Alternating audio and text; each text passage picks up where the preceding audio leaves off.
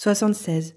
Le juge doit s'efforcer de sauver l'agressé des griffes de son agresseur, de sauver celui qui est opprimé des mains de son oppresseur, de sauver les malheureux, veuves, orphelins, etc., des violences de leurs bourreaux.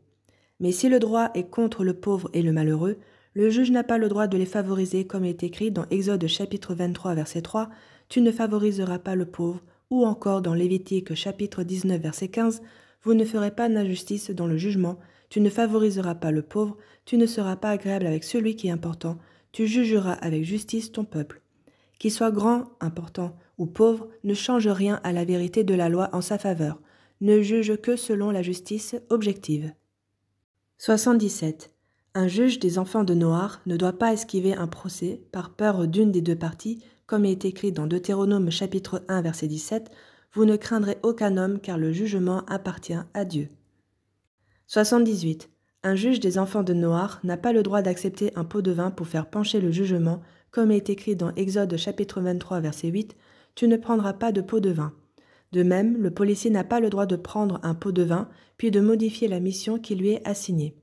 De même, un enfant de Noach n'a pas le droit de proposer un pot de vin au juge afin qu'il le favorise dans son procès. Le gouvernement a l'obligation de limoger un juge qui aurait accepté un pot de vin et d'annuler les sentences qu'il aurait émises après avoir accepté ses présents corrupteurs. 79. Les juges et les témoins des enfants de Noach seront des hommes. Une femme ne peut ni juger ni témoigner en ce qui concerne les 7 lois, comme il est écrit dans Genèse chapitre 9 verset 5, « Un homme de la main de son frère, et non de la main d'une femme. Le meurtrier ne sera pas mis à mort sur le témoignage d'une femme ou par le jugement d'une femme, juge. » Ceci ne s'applique qu'en ce qui concerne les 7 lois fixes, car elles ont été données sur le mont Sinaï, et un enfant de Noach n'a pas du tout le droit de les modifier. Cependant, en ce qui concerne les lois civiles éditées par les hommes pour le bon fonctionnement de la société et qui ne sont pas des lois données sur le Sinaï, les enfants de Noach peuvent appliquer la loi comme ils le souhaitent, et donc une femme pourra juger ou témoigner. 80. Le juge ou le témoin dans un procès concernant les enfants de Noach peuvent être des proches parents des plaignants. Contrairement à la législation s'appliquant aux Juifs, où le juge ou le témoin ne peuvent pas être des proches parents des plaignants, car il est écrit dans Genèse chapitre 9 verset 5, « Un homme de la main de son frère », ce qui signifie qu'un enfant de Noach peut juger son frère et peut témoigner pour ou contre lui. Un enfant de Noach n'a pas le droit de refuser de juger son frère ou de témoigner pour ou contre lui, sous prétexte que c'est interdit dans la Torah pour les Juifs. S'il est témoin d'un incident impliquant son frère, il est obligé de témoigner dans son procès et le tribunal doit accepter son témoignage. Bien entendu, si le témoignage a été authentifié sérieusement par le juge, à condition qu'il s'agisse d'un procès portant sur les 7 lois.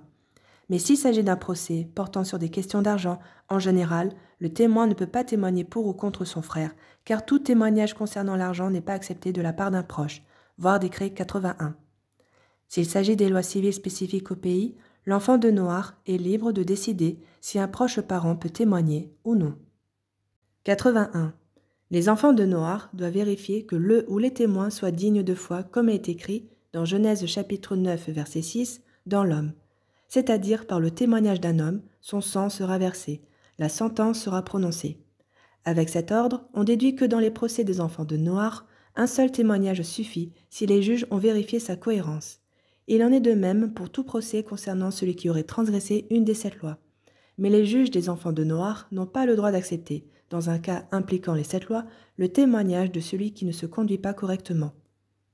Voici celui qui est accepté pour témoigner, un homme d'âge adulte, sensé et qui se conduit correctement.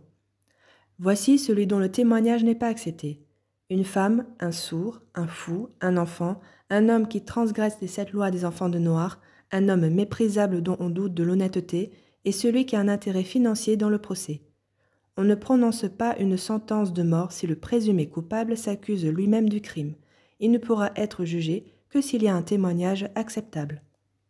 Tout ceci concerne les 7 lois qui doivent être jugées selon la Torah, mais pour les lois civiles, tout témoignage qui semble correct peut être accepté selon la compréhension des juges et les aveux vérifiés et vraisemblables des accusés. Le tribunal des enfants de Noach est aussi habilité à juger les infractions aux 7 lois s'il n'y a pas de témoignage valable selon les règles de la Torah, donc comme les lois civiles. Donc un tribunal des enfants de Noach a le droit de punir de mort un meurtrier, même en l'absence de témoignage valable selon la Torah, ou même sur simple présomption de culpabilité si le crime semble évident. Il s'agit là d'une loi civile, c'est-à-dire acceptée dans tous les codes de loi des sociétés civilisées et non d'une loi spécifique de la Torah, et on peut donc juger même en l'absence de témoins répondant aux critères de la Torah. 82. Un enfant de Noach qui pourrait fournir un témoignage probant dans un procès concernant les 7 mitzvot est obligé d'aller témoigner devant le tribunal et n'a pas le droit de se dérober.